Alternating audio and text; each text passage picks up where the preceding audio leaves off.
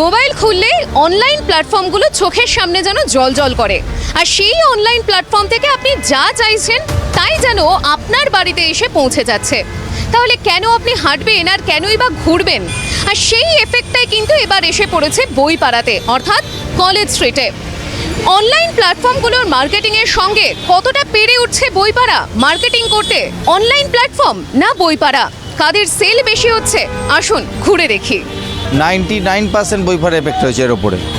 যেমন ধরুন, যে কোনো বই আপনার কম্পিটিটিভ বলে নয়, সমস্ত রকম ক্লাসের বইও হোক, সব স্টুডেন্টরা বা স্টুডেন্টের গার্জিয়ানরা বেশিরভাগ নির্ভর করছে আপনার অনলাইনের ওপরে, কারণ তার টাইমটা স্পেন্ড করছে না। আগে যেমন মার্কেটে এসে 10টা দোকান ঘুরে বই কিনতো, এখন বেশিরভাগই ফোনেতেই বিক্রি কেনাকাটা হয়ে যাচ্ছে। এবার যখন বইটা সেল করতে হবে, তখন বই তো আপনার ঘরে রাখার মতন জায়গা নয়, প্রত্যেক বছর বই কিনতে হয় যেহেতু স্টুডেন্টদের।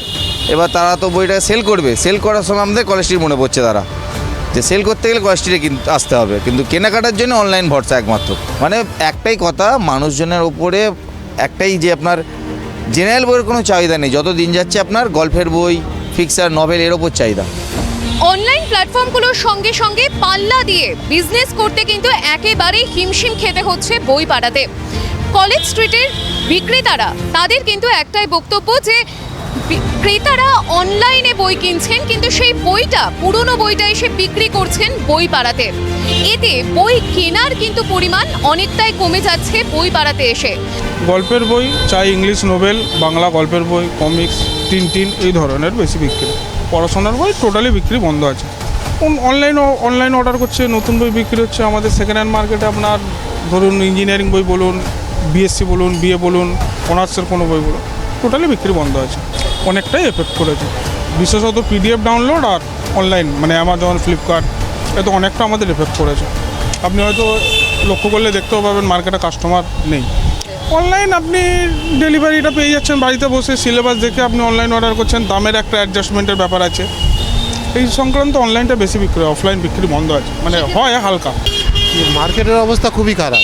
মার্কেটে দেখতে পাচ্ছেন কাস্টমারের কী অবস্থা, বই কোথায় বিক্রি আছে, 2, 4, 1টা করে বই বিক্রি করে হবে?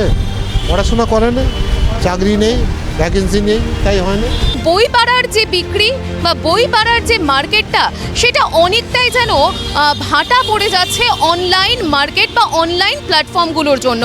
যে অনলাইন প্ল্যাটফর্মে আপনার একটা ক্লিকে আপনার বই, পছন্দের বই অনেকটা ডিসকাউন্টে পৌঁছে যাচ্ছে আপনার বাড়িতে, কিন্তু সেই বইটাই আপনি যখন বইপাড়ায় এসে কিনবেন, সেই বইটার দাম যেহেতু আপনার বেশি পড়ছে এবং আপনাকে আসতে হচ্ছে, ঘুরতে হচ্ছে, এই সমস্ত কিছুতে কিন্তু বিক্রেতাদের বই কেনাতে কিন্তু ভাটা পড়ে যাচ্ছে।